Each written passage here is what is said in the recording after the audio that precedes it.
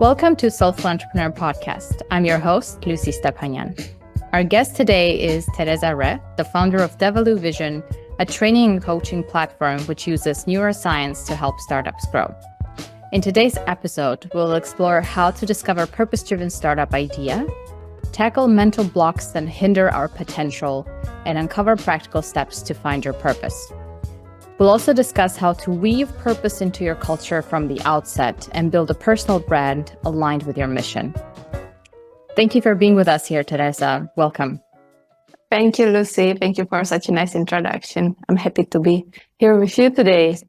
I think it would be great if we started with defining what purpose-driven startups mean in general. Could you help us define that?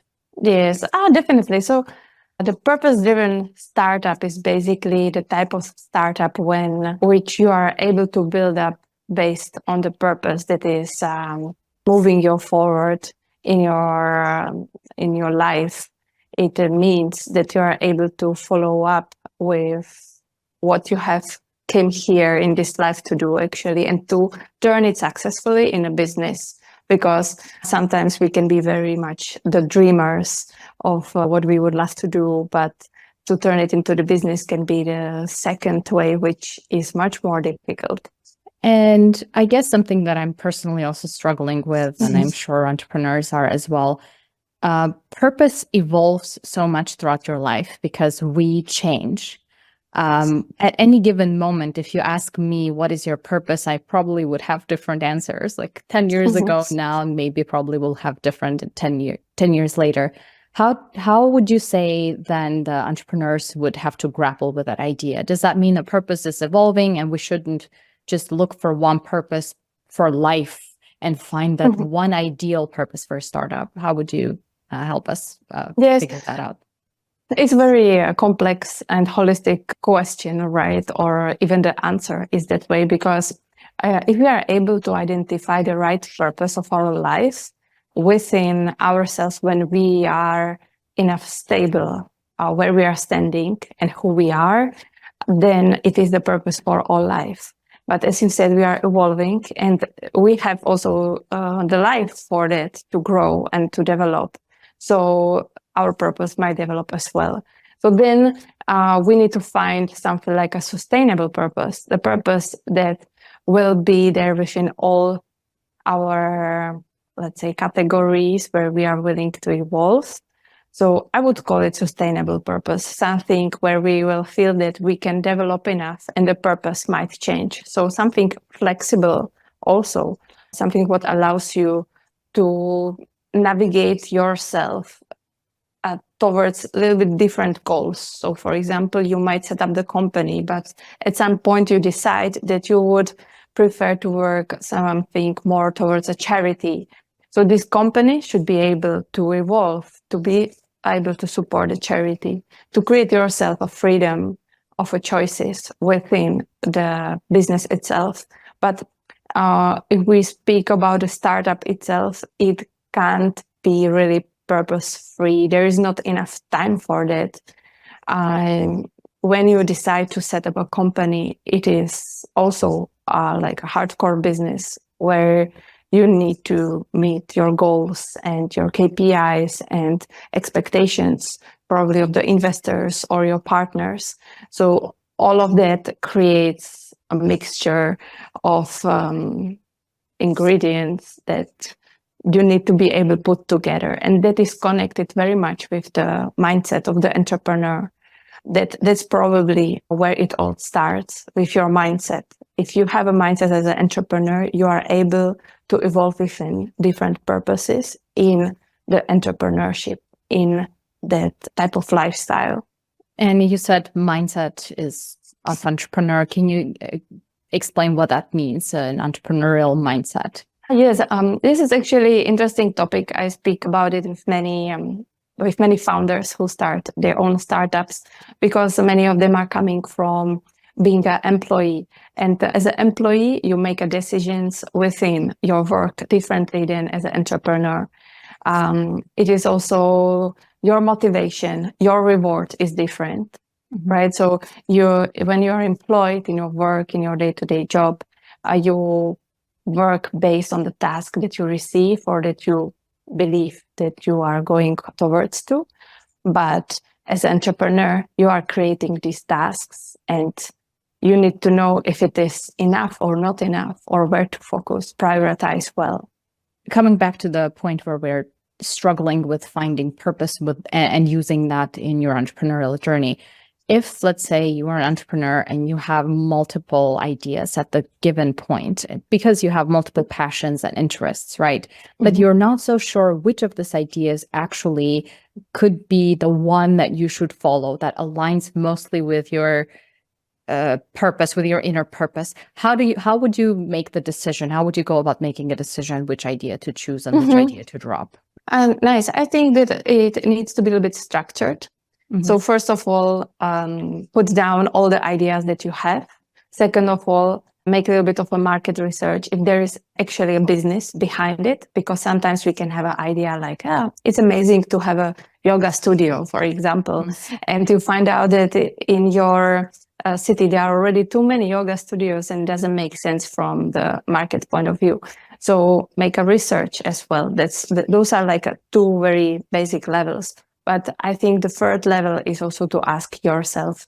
And with that, I often guide the people to close their eyes, to kind of go deeper in their subconsciousness. So they don't stay just on the surface, because we can be very easily moved by the emotions that we have everyday life, by the occasions that are happening to us. But if we put this on the side, we might make a different decision.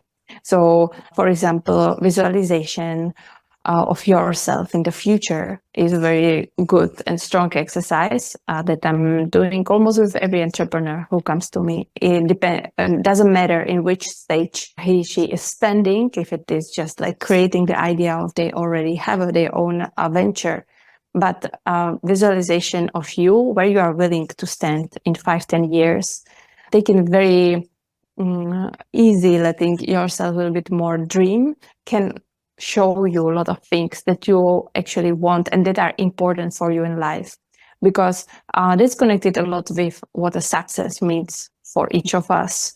I think that's also one of the key questions we need to ask once we have multiple ideas for our business, because someone might want to build a nice house, someone might want to have a good stable family. It very much varies according to this, and I think it's one of the keys to know what success means to you and where do you feel successful in life. Is it in helping people? Is it in leading people? Is it by being an example? Is it by making a change, solving a global problem or just a local problem? Just to unpack this a little further, when you talked about visualization, Yes. Okay, I have few ideas. I visualize what success in the future within that specific idea would mean.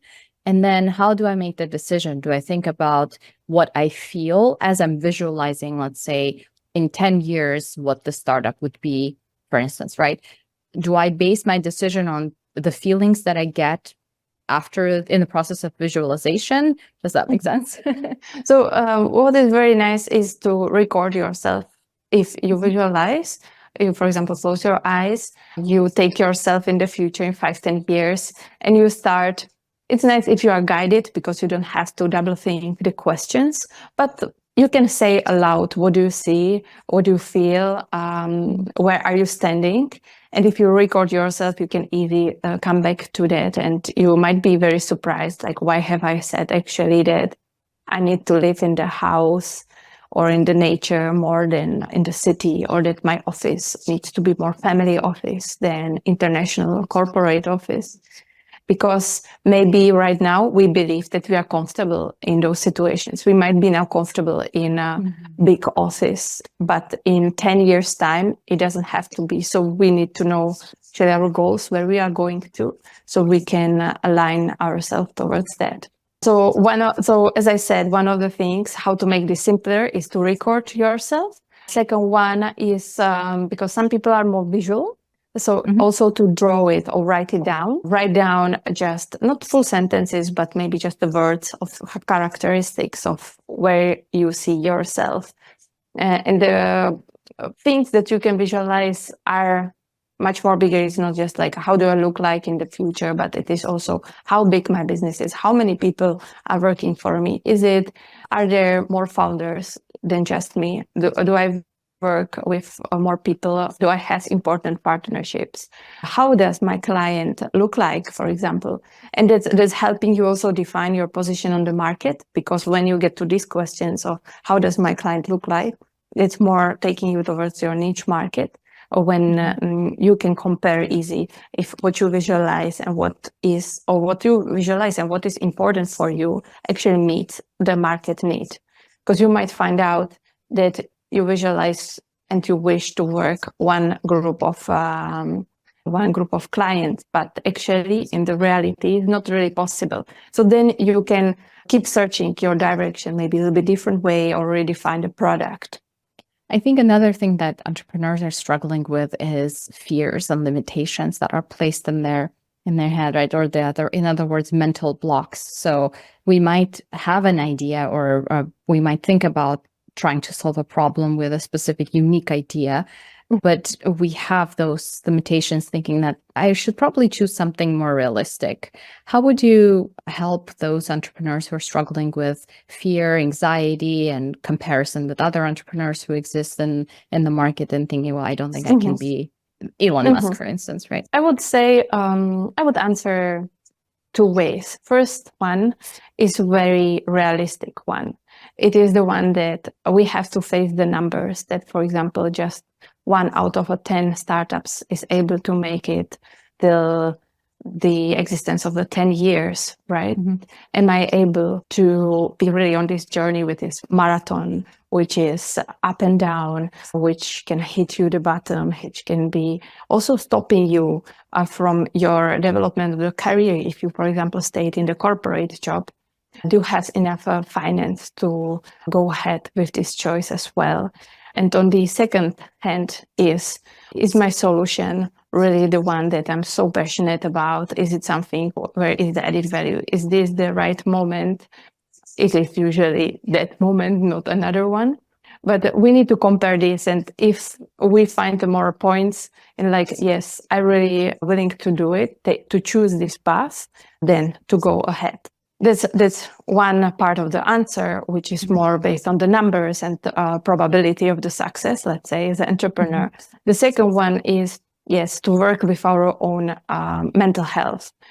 As I said, it is a marathon, it is not sprint. So we need to be aware that if we go full the first 3 years and burn out, it will not do any good.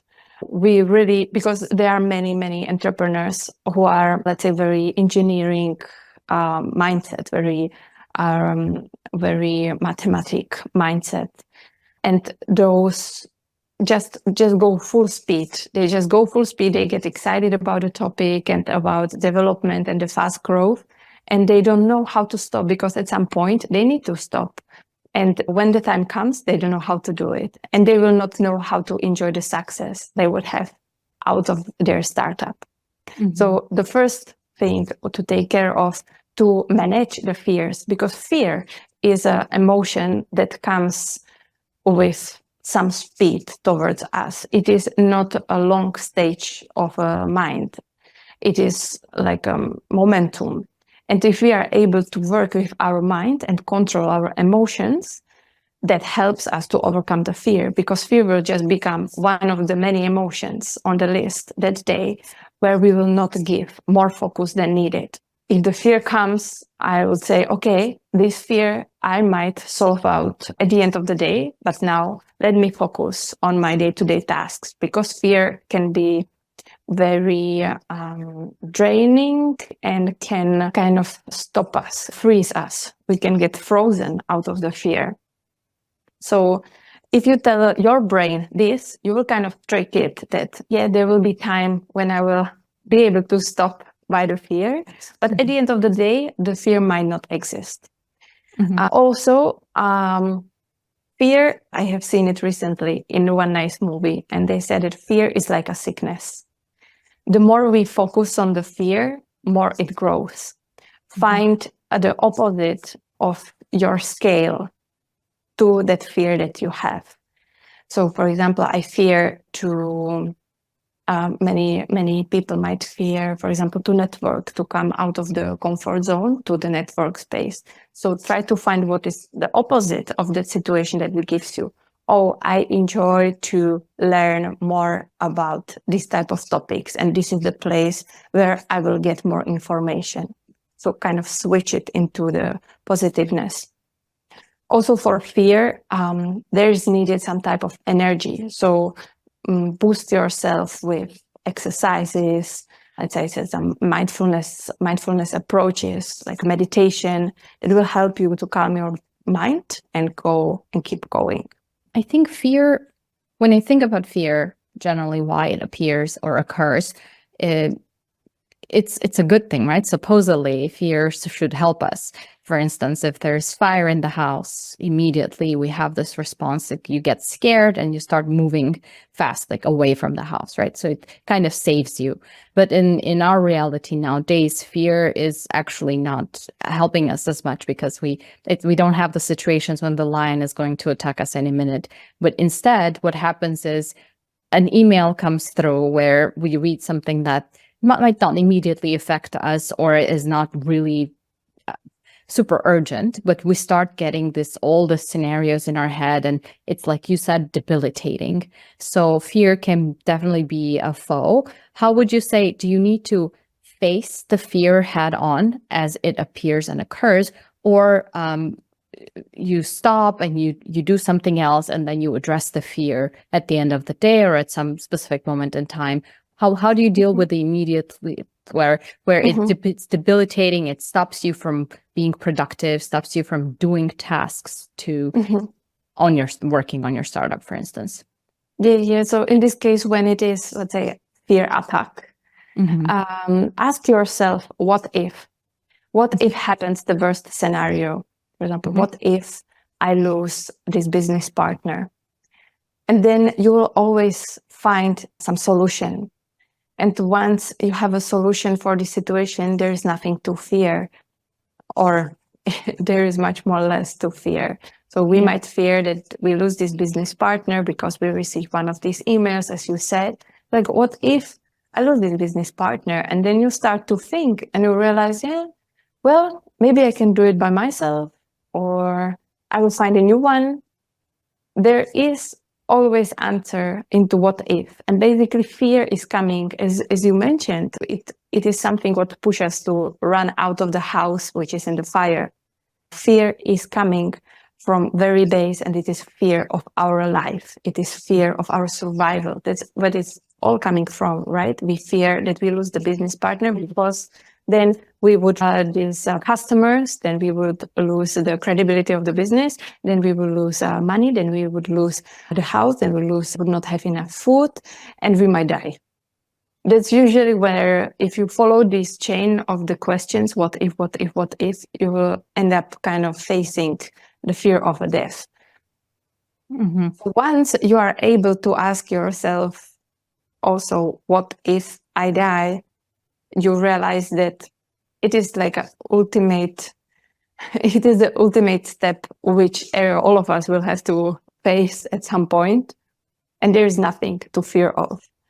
Yeah, I love this. I think this is a super useful exercise to use the scenarios of what if, and ultimately realize that actually you can handle anything that happens, right? As long as you start looking at it rationally and not putting it or shunning the fear, and then it just remains as a looming emotion in the background, which starts debilitating you. What do you think? Is there a difference when you're building a business, being driven by certain materialistic values versus when you're driven by purpose? The outcome, how do you experience the outcome in both cases, if you know the answer to that? What I have seen a lot, that most of the entrepreneurs who start their business, they love to build the business. They love the adrenaline out of building a business. They love to be startup, to be dealing with the investors, to be at this like a very intensive period of growth.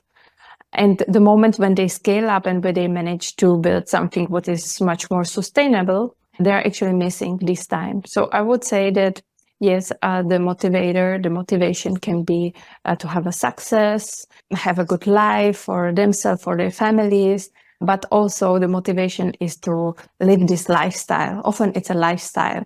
So often that's the reason why many entrepreneurs, if they manage to build and if they find the code how to build a successful business, at some point they will leave the business or they will sell the business and they will start a new one. And at the end, there is someone who has built 5-6 companies and now is building the 7th one.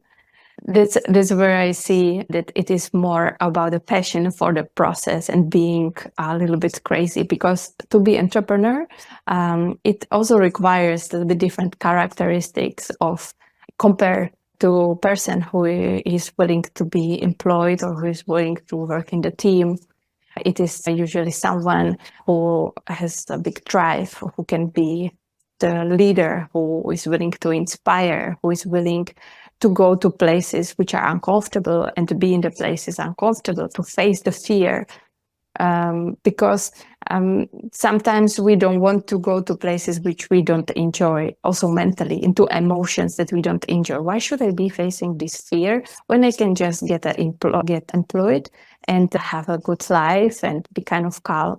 But if you go on this journey, it's a journey of self-development as well, because you will find out that there will be situations that will show your dark side, they will take your dark side on the surface. And in that moment, you will have to face not just the market itself, but also yourself. Entrepreneurs need to have executive coaches, for instance, right? And probably more successful entrepreneurs, more seasoned ones, have a lot of support on the side, whether it be it's therapy or executive coach. What about those that are starting out, like aspiring entrepreneurs? They don't really have a lot of resources to employ a coach or a therapist. And in that process, especially, they're pouring a lot of resources into their startup. What would you recommend them as they are starting out and they need to really put themselves in the right mindset? What exercises or something they can start with to be on the right track from the beginning? First of all, I have seen that many entrepreneurs who are starting, they are very full focus on the market, on the product validation and all these processes, which is tough, and they don't have a time for this. But if they managed, and I'm 100% sure, if they managed to stop a little bit and to focus on this, it would give them speed much more faster. They would move towards their goal. That's one thing. It's always better, and I think often it's worth to go and to work with someone professional. But if you are willing to do something at home, what is great is, for example, write every day one thing where you have achieved the success. Because at the beginning, it is usually a journey full of no and refusing, and we are not good enough. And we have found out there's another competitor who does the same, is 10 times bigger.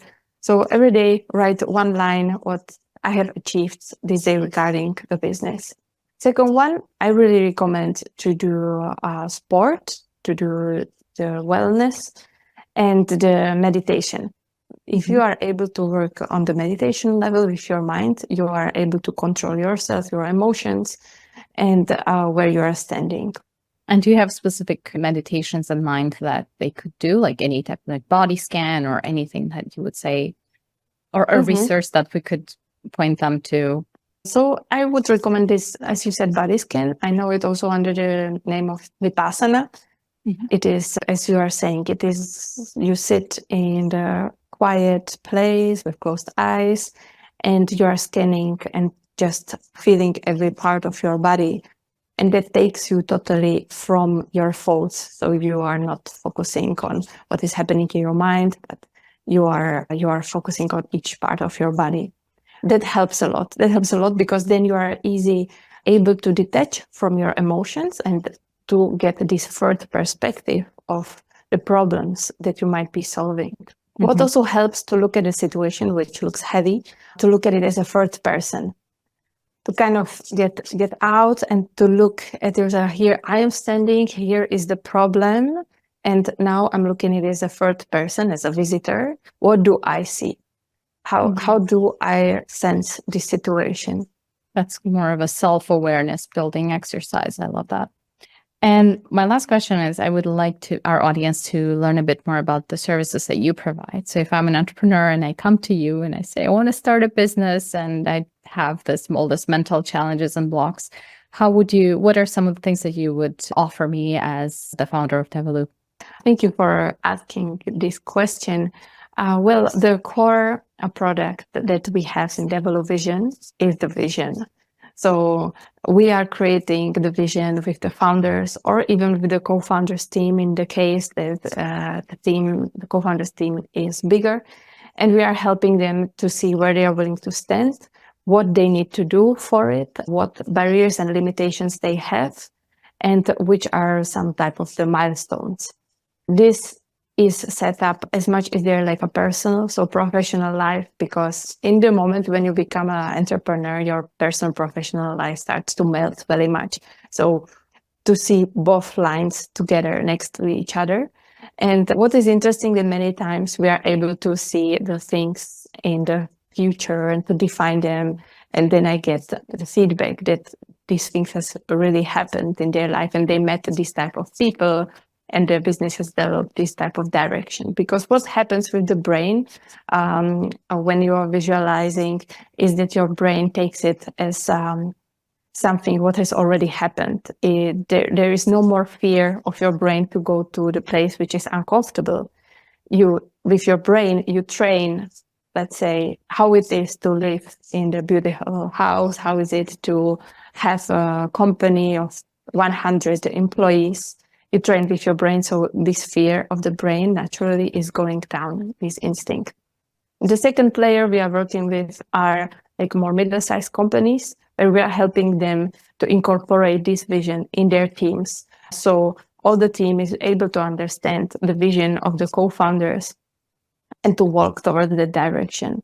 It includes even creating a new management layer of the companies, and to make sure that everybody is kind of looking the same direction, creating also some type of a culture connected with this vision. Generally, it is recommended to do this with the team once or twice a year to be able to sustain the vision and to renew the vision as the leader. Because as you said, our purposes in life might be changing. So the purpose of the leader might change according to himself or according to market. Nice. So from what you said, I gather is we don't necessarily only have fear of failure. We also, as entrepreneurs, have fear of success, and we feel uncomfortable with the bigger picture that might happen if we succeed. And that's also a mental block that we have. Yes. That's how our brain naturally works. Because historically, as we evolved, our brain believed that to go anywhere where we don't know, it's a significant danger. It's a danger. There's danger. And that's what we have still in ourselves by our instincts. So with this visualization, we are tricking the brain to believe that we have been there already, and the brain will not create these subconsciousness programs that would prevent us to go there. Amazing. Thank you so much, Teresa. I enjoyed this greatly, and I hope that listeners will find this also very interesting. We will add all the ways that they can connect to you if they have further questions or they want to use your services. Oh, thank you so much. Thank you for your time. And it has been my pleasure.